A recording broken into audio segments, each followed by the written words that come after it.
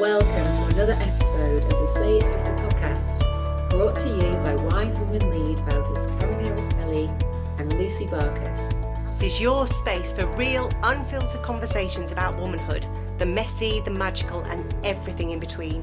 We're called upon to name the taboos, stigmas, stereotypes, and lies that keep us stuck, so that we can rise and reign like queens. We open up spaces and deepen relationships that bring us closer to love and a better world for all. So get comfy, grab your favourite drink, and let's say it, sister. Hey, sisters. We want to talk about the truth today. The truth as something that sets us free, but it also shatters the illusions. This episode, we dive into why truth-telling is radical, liberating, and often silenced, especially for women. From taboo topics like rape, menopause, and menstruation to internal battles with worth, not to mention facing our inner critic. This episode invites you to wield the sword of truth and shield of love for transformative healing. I've actually dedicated my life from the age of 25 to truth-telling, and my mission has been to tell the truth to myself first and foremost. It's been a huge journey, and it continues to be. I've learned that there are areas where we protect ourselves from the truth because we believe the pain will be so great and that we'll never recover. But our body always knows the truth. When we are ready, the truth will rise, or we get given lessons that wake us up, and then we have to choose to dive deeper or ignore. I'll say more about this later. Hi, Lucy, what's your view on the truth? Hiya. So truth is like a medicine, sometimes like a really bitter pill that we need to swallow. And yet for centuries, women have been taught to swallow their words, shrink their truths, and today we speak it freely with love and courage and with clarity. But I have to be truthful now. I don't know how else to be in the world, because I think I've spent so many years not being true to myself, hiding and shrinking, and I cannot be bothered with it anymore. I get one shot at this life, and I've got to be true to myself. And in speaking truth, I have to just share that I'm dealing with quite a lot at the moment. We've had some devastating news in the family about a sexual assault that, it's devastating. And my whole body is holding a lot. And so as we have this conversation, I just wanted to share that because, I'm coming to you in my vulnerable state. Some points you might hear my voice quiver. But that is the journey. That's the point of truth. You say it even if your voice shakes. So, that's where I am right now in terms of my truth. Yeah, it's a big one. Vulnerable. It feels like a vulnerable place, doesn't it, when we address the truth and then to speak it is the next step, really, as something becomes more real. So I want to say thank you for coming to talk today, and let's see where it takes us, because there are so many layers to the truth.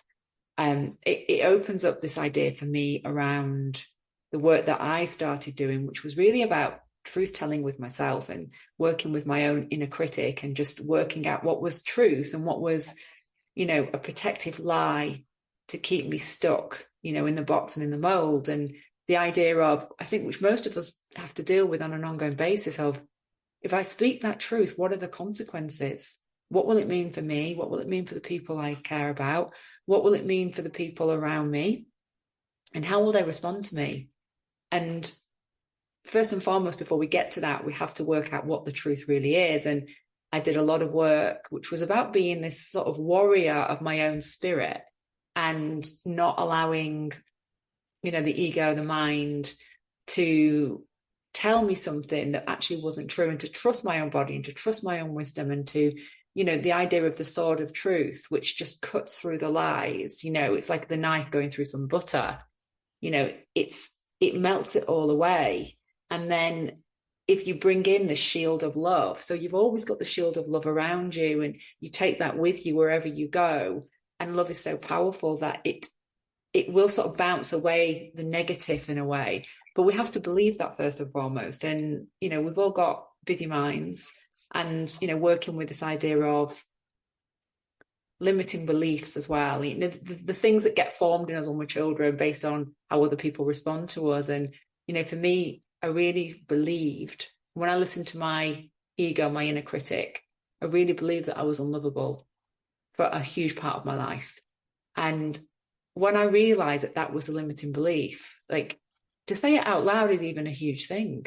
Like, I believe that I'm unlovable. Like, it was just so huge for me. And the impact of that was so huge for me, because deep down in my heart, I knew it wasn't true.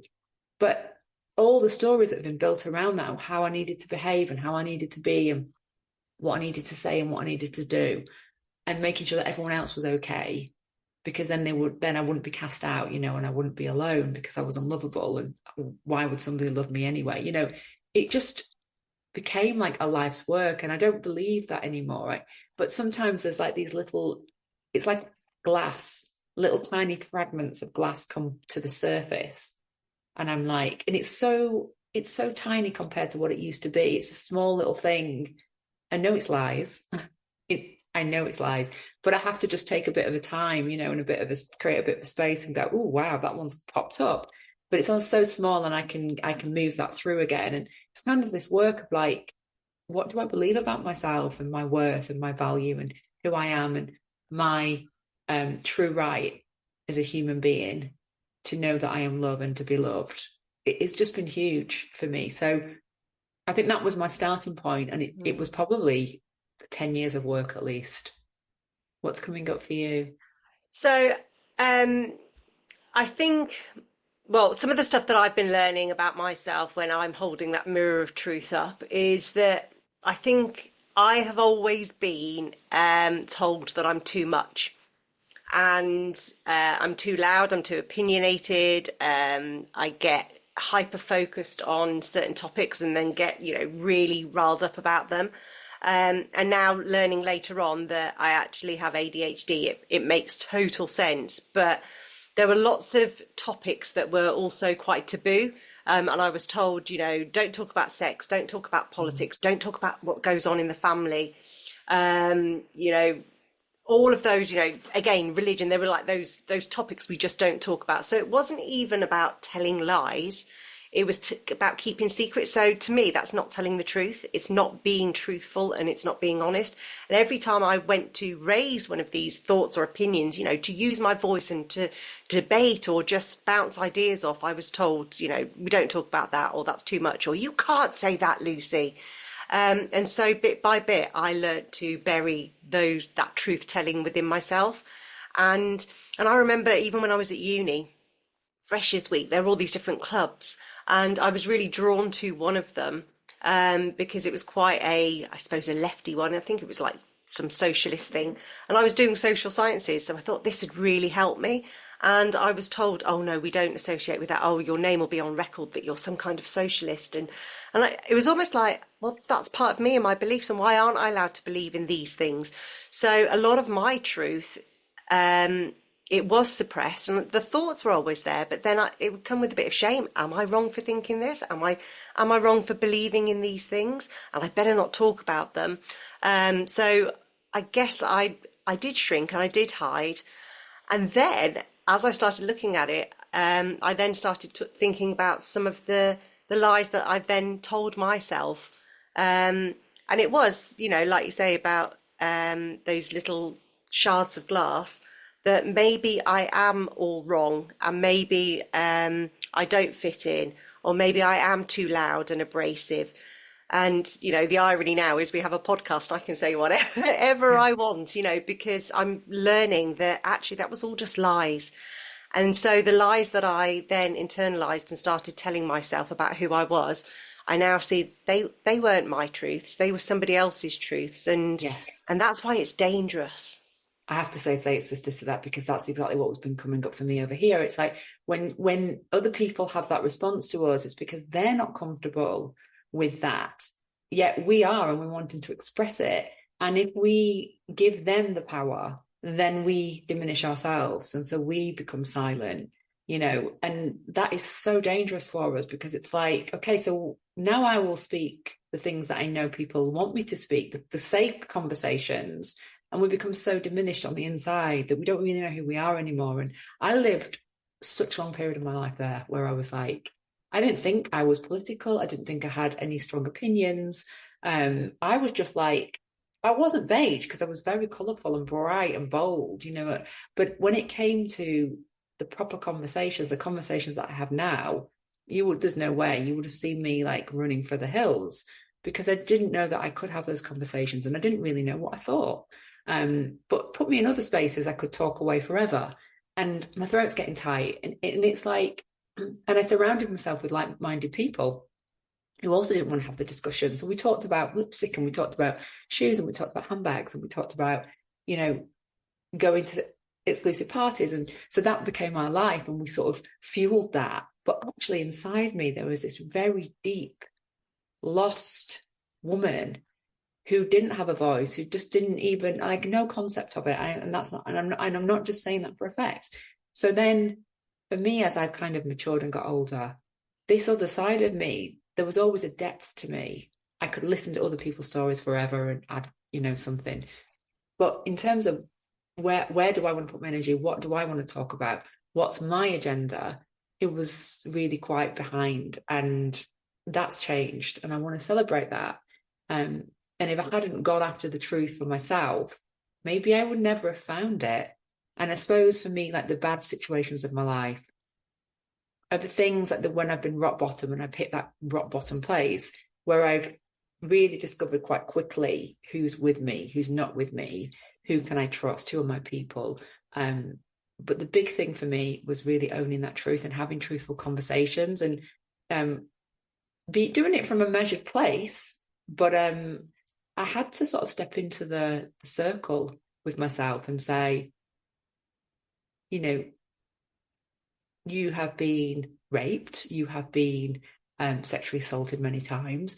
These things have happened to you. And now you're going to go and have conversations about them and you're going to be truthful. And it was the hardest thing in the world. And I think maybe that a conversation with my mother might have taken me 2 years to have that conversation or even longer and lots of coaching. It was, I'm in tears nearly here already.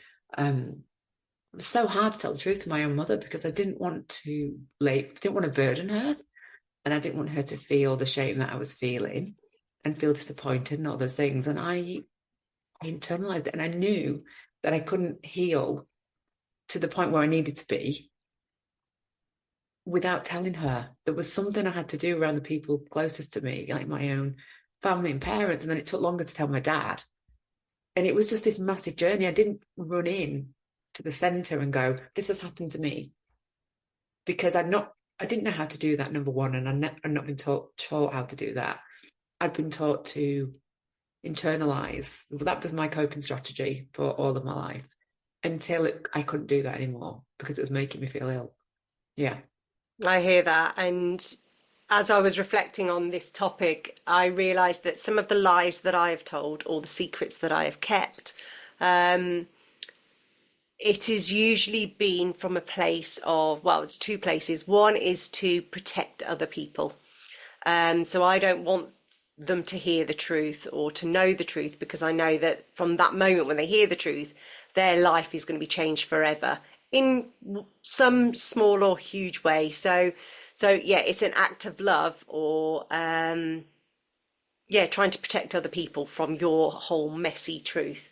And I think on the other side of it is that there's just because of society the way we are, there is a lot of judgment. So when we come out and say, I made a mistake, or this thing, terrible thing happened to me, or this is part of my shadow, you know that you're going to get judgment and people are going to perceive you differently. And I think that's another part of it, that we don't want people to see those darker edges of ourselves or our pain because we know that they will treat us differently. Yeah. And that's something that I know I didn't say until that there was a defining moment, and it was around that Me Too period when I saw other women come out and say, this happened to me. And I think I was one of the first within my world circle that started talking about my experiences. And I realised there was a lot of people still in denial. They weren't ready to go there and talk about their stuff. But by me telling my truth, it absolutely changed my life because all of my shame just went as soon as I spoke my words, and then I realised that people actually they didn't judge me. Well, they might have done, but then not publicly. But I suddenly didn't sprout two heads or have to run away to my bedroom and hide for years. Actually, I was safe and I was fine and I was accepted. So I think that's something that, although really scary when doing it, and especially with those who are the closest ones to you, um, the truth will change your life. Yeah, absolutely, absolutely. And this, our truths need to be told. There is a reason why we're here. I really truly believe that our life experiences and our journeys and our challenges are the things that shift and change us, but they also give us the wisdom and the experience that can then help others that are on the journey. If we don't even admit it to ourselves, number one, to the self has to be true. Like, we have to go there and say, what was that? That was misconduct. That was sexual assault. That was rape. This is perimenopause. This is, shame around whatever it might be. And we have to have that absolute truth and say to ourselves, and you know what? This is who I am, because I know who I am. So this is the truth of the situation. And this is the truth about who I am. And from that, we start to build. And then it kind of spreads out wider than that, And I suppose really we're talking here about our personal truths and how we live our truths into the world, and how we almost like hand back the shame that was never ours to hold in the first place. Because that was a big piece of my work, was like I was carrying all this shame, and there was so much of it, and it was so, pushed down and kind of like coiled round in a way. And it took me such a long time, like years and years and years and years and years. But I was like, I am doing this work and I am not holding back, because I owe it to myself, and then I owe it to my daughter. Because if I can't be Yes. with shame, especially around sex and sexuality and femininity and bodies and all of that, if I can't be with that, then how am I going to guide her as she goes on her own journey? How am I going to do that? And the conversations are already in the room, by the way, and she's nearly 7. So I have to be able to do that for myself and for her, because otherwise, probably what's happened for women, all the way into the past, it got swept under the rug. It didn't get discussed. And as a young woman growing up, I was so unprepared for the world. I had Yeah. no idea. And I think my mum would have been the same, and her mum.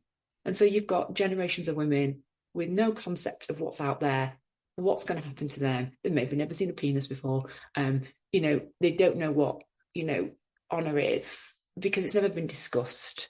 And I'm talking about it from the feminine side. There's work for men to do on this too, but it's got to be held in a way. But if we are in shame, then we can't do that. We can't do that. So we need a therapist, or we need a coach, or we need, someone who's specialized to hold space for that. So that's really where it takes me. And I'd have to add on to that, the shame attached to it all it is generational. Loving the conversation? Make sure you follow us on your favourite podcast app. And if something resonates, share it on your socials or with a friend who really needs to hear it. We'd love to hear your stories too. Find us on Instagram at Say It Sister Podcasters and at Wise Women Lead. And let's keep the conversation going, because your voice matters here. I don't think I ever spoke to my mum about my period. And yeah, it was when I actually needed some products because I had my first period, it was the most excruciating thing. And she just brushed it off and was like, oh, I'll go and get some stuff, but we never spoke about it. Yeah. And me and my girls were completely open about all of that, because I'm like, it's just a bodily function. It's just part of being a woman. So we talk about our periods and, the flow and, what products or any embarrassing things that have happened. We just talk about it. And when my mum is around and she hears this, even now, she gets really uncomfortable. But I'm like, nope, there's no shame in this. And then, there's no topic off the table, even though as a mother, I don't want to hear about some of the stuff that my daughters are doing. But it's really important, because if I flinch with any kind of embarrassment or shame, then I'm passing it on to them. And I've got to say, when I think Evie said she was about 11 when she saw her first dick pic. And if we don't have these conversations, we will never know Yeah. because she would have kept that secret from me and then felt dirty or scared and things like that. Yeah. So we have to break these silences because otherwise we are complicit in that silence. We are complicit in passing on the shame and the secrets. And actually, this is just a womanhood experience. Pretty much as soon as you start talking about these things, every woman has got a story to tell. So let's just talk about them. Obviously, and don't go into the office and say, right, we're going to talk about dick pics or we're going to talk about periods. Of course, you've got to have it in the right context. But the minute you start sharing your silence and not being ashamed or embarrassed or having the irk with yourself, you just open up in conversations. Every woman will relate in some way.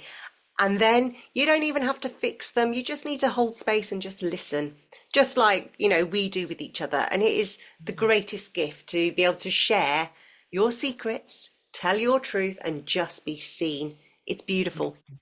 I also want to say that we love our mothers and they did great jobs with us and look at us. So they did.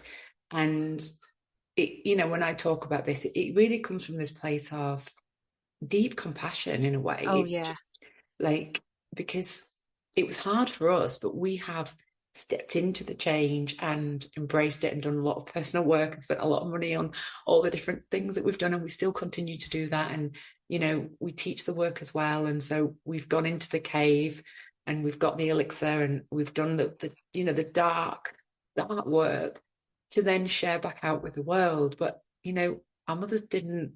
I mean, they'll have had their own version of it, but they didn't have all that support available to them that we have today. And my heart goes out to her and to your mother too. So I want to say that because it's really easy to get into, I should have been more prepared, and but I don't feel like that because they did the best they could with what they had. And Oh, no, absolutely. And I think it is that compassion piece. Because I look at my mum's generation and she was born in the post-war period, but the messages coming into her world were almost like the Stepford Wives about how yeah, to be a good girl. And it was really drummed into them from music, from TV, from films that they used to see. She was brought up almost on Mary Poppins, how to be yeah, the perfect woman. And I just feel, yeah, real compassion for her. And the fact that our mothers raised us to be the women that we are today, I just thank them because yeah. we're unlocking a lot of this stuff and then we're passing it on to the next generation to unlock it. And so it started with them and with their mothers before them. So yeah, it's always compassion. There's no blame, no, yeah, it's just a little bit of sadness for them as well, and for the little girl that I had who wasn't prepared. Um, but these are some of the hard truths that we've had to face. And so, there's I've had issues with my mum in the past. I think every mother and daughter will. And sometimes you have to express yourself and tell that hard truth to be able to get the relationship to the next level so they meet you as who you are today. Um, and yeah, that to me is a gift. It's so blooming painful. Can you speak to that? I think the most recent thing for me really was I was telling my mum something, and she said to me, "Oh my God, let me speak. I can never get a word in edgeways." And it really surprised me because I was like, "Oh, she doesn't feel like she's got a voice." It just floored me a little bit, really. So I was like, "Okay."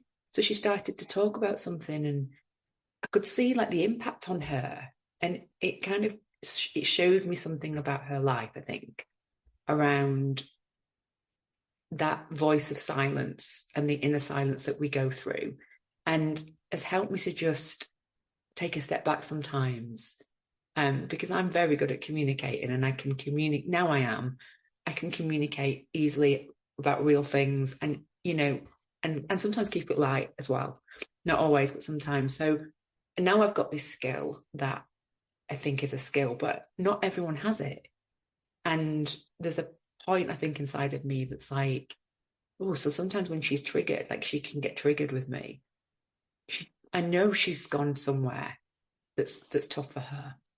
I'm very emotional today. I just want to sit here and weep. I'm just there's just whatever's going on. But yeah, it's like generational healing. And this idea of, as we were the children and we'll always be their children, but the same time, we are adult women now, and we're in a very different place. And that awareness of the work that I've done, and then I can look at her trigger points and think, oh, and then how can I kind of come back round and how can I heal something for both of us? Because it's very easy to go to respond from a place of trigger back. Very easy to go into that, but I know you don't do that either. I know you take the time to do the work and then, come back together and be like, or maybe I need to be a bit more of the adult today, Yeah. in this moment. And So, sometimes teenage self comes out when I'm around my mum, and yeah, then I can notice it in myself now, and then I have to check myself and just say, no, we're two adult women sharing space now. And I also have heard my mum say, will you just let me speak, or I can't get a word in? And I'm like, oh, okay, yes, you do have a voice. So that resonated with me a lot, and I'm sure I'll have the same with my children at some point. I And think again, it's listening. the thing we need to remember too, for all of us, I think, every single human being, is that the truth gets distorted over time. And we do have a choice when something happens to sort of name it and step into the fire in a way, the fire of truth, or just ignore it, stuff it away, try and hide it. And I think over time, it gets even more distorted. I think there's a window of time when you can do some work to get into the truth. Maybe you can go back and say, oh, actually, I thought it was that, but it was this. But it's a bit harder because we've built protection around it. And so there's just something there. It's almost like the menopause conversation. My mum had a difficult menopause, so we can talk about that. But a lot, because she had a hysterectomy. So for her, she lost her womb. So that was such a major thing that we have great conversations and it's really helped me. But I know a lot of women will say, no, I didn't experience it. Nothing happened. I was Oh, fine. my mum had a couple of hot flushes, and apparently that's all she had. Yeah. And it's, and obviously we're talking about perimenopause here as well, because we know that that's such a long period in the build up. So I'm laughing, but it's like, I hear that a lot from women that I work with, like, oh, my mum was fine. And I'm like, yeah, but I'm not dismissing anyone's experience here at all, because each person has their own experience, but there's something that happens over time that diminishes, and it kind of gets put into this very small box and sort of locked away, and it didn't really happen, Yeah. you know. Um, but the body knows, like I always say, the body knows it happened and the body has memory, but you've got to be willing to open up that box and say, okay, let's let this thing out.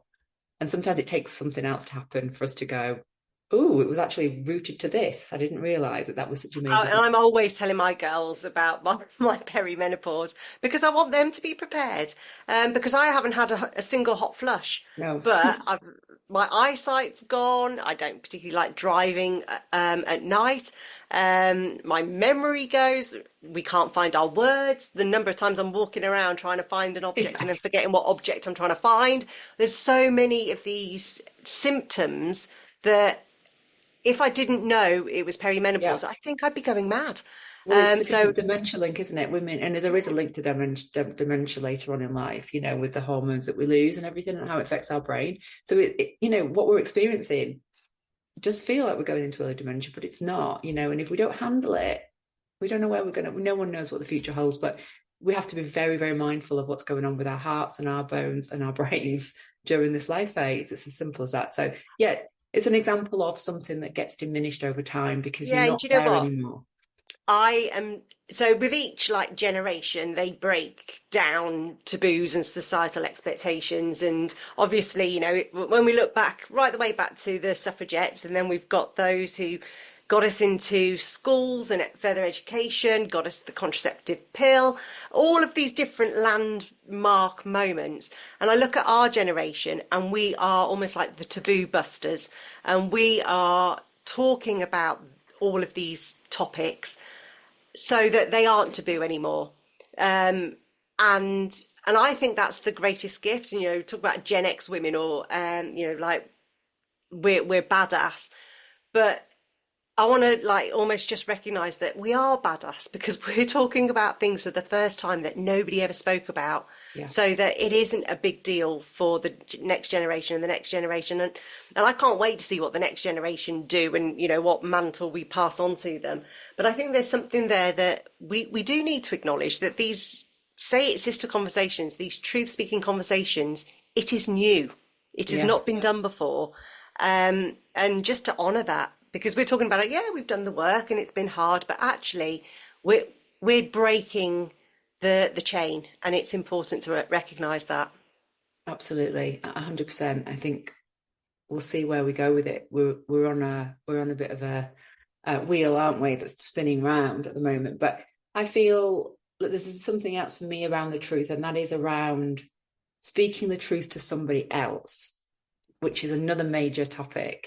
If you think about that, like I know when someone has come to me with something they wanted to say that has been an observation or something that they go, that's not really you, and we have to do our own inner work here to go, is that the truth? Or is that just somebody's, are they projecting onto me? But there is a place to play for that. I think that's really important when there's people around you who know you, who care about you, who are observing something. Sometimes it can be a really hard truth, like you're drinking Oh, too yes. much. You know what I mean? Like you're drinking too much. I've noticed that you're spiraling in certain ways. That's a very hard truth. um but other times it can be a bit more subtle. And when I did my leadership training, they did a whole retreat around intimacy, and the idea of the truth is what creates intimacy. So when you see somebody, all of them, and you also see the shadow, and you can express that person seems fully seen. It can also be very hard if you're not ready for those truths. But I believe that if you can come at it from a place of genuine care and love, you can say pretty much anything to people. And that is the big thing for me about the truth. When I think, there's been times in my life when, um, an example I'll just make it real. I did some work with another coach in my leadership training, and she said to me one day, not any of these exact words, but this, I'm going to just paraphrase it. When you go into that ditzy place, it really pisses me off because it's not who you are. But she said it, and she's a very strong character, and it was the absolute truth as she saw it. And I looked at her and I thought, I know what you're talking about. And I didn't name it as I agree or anything. I was like, oh, wow. Because it was so strong when it came out of her. And I took it and I was like, she's right. I went away and I was like, you know what? She's 100% right. I can go into this like ditzy place and disassociate, and I'm not really connected. And that's not who I really am. I'm very grounded in my essence. But when I'm triggered and I go into sort of a panic place, I can get very ungrounded very quick. So this is why I've done all this work, and it was such a gift to me. And now every time I feel it coming on, I'm like, oh, I've got to get almost like get my backbone back in place, like feel my backbone, get my feet on the ground, be like, no, we're not going there. Unless it's a survival tactic and it gets me out of somewhere, that's a whole different story, because you can use that and it can be survival and it can, take you out of a scenario. But this wasn't that. So that for me is very powerful, and it's about connecting into the heart of that person and the care, and then delivering what needs to be said. Yeah, some of the best feedback I've ever received has been with kindness. Some of the worst feedback I've ever had has been with ego. And Yeah. it's being able to discern, is this theirs or is this mine? And that kind stuff, it does mean it's easier to take, but it then does become a gift, and then you can go and explore it and then choose, what am I going to do with this feedback? And I think so many people get feedback, whether it is from the head place or the heart place, and they react, they get triggered, they argue, they try and prove somebody wrong, and actually that's not where the gift lives. Mm. Um, and so yeah, feedback. I do a lot of this work with clients about how to give feedback and have those courageous conversations, and I always ask them to think like, what is the impact or what is the outcome you're hoping to achieve by saying that thing? And then how can you make sure that it is delivered with kindness? So it's not about you, it's about what can the other person get from this? Um, but yeah, when you tell that kind of truth, yeah, it'll land in one way or another. But it's so much more empowering to be able to do it from a place of, oh yeah, I know, thank you for that. And yes, you're right. And I know that about myself. And it's going to be a watch out for me, because when these things, they're so old sometimes, they get, Mm. we have to, if we've got the blind spot, we're not blind anymore, and then we can move forward. So it doesn't feel particularly nice, but it's valid and it's important, and it's up to us to discern that. Yeah, I always go into the curious place straight away and like, is that true? Or how did I show up? Or what was that leading up to that made them think or see that within me? So my first thing is just to question, not in a defensive way, just like, that's interesting. And generally speaking, yeah, there's some truth in it, whether I want to take it or not. But I am going to pause and begin to close this conversation because it has been so enlightening. I've learned so much about myself just in this conversation, and I welcome the listeners to also just maybe start peeling back a few layers and looking at some of your own truths and the stories that you're either telling yourself, which may be make believe, or things that you've buried down that maybe you're ready now to look at. So, as always, thank you for listening, and we're always here if you need us. That's it for this episode of Say It Sister. If it moved you, made you think, or made you even feel seen, hit follow, share it with a sister, and leave us a review. And remember, your voice has power and your essence is wisdom. So speak your truth and live a true and empowered life. Until next time, say it, sister.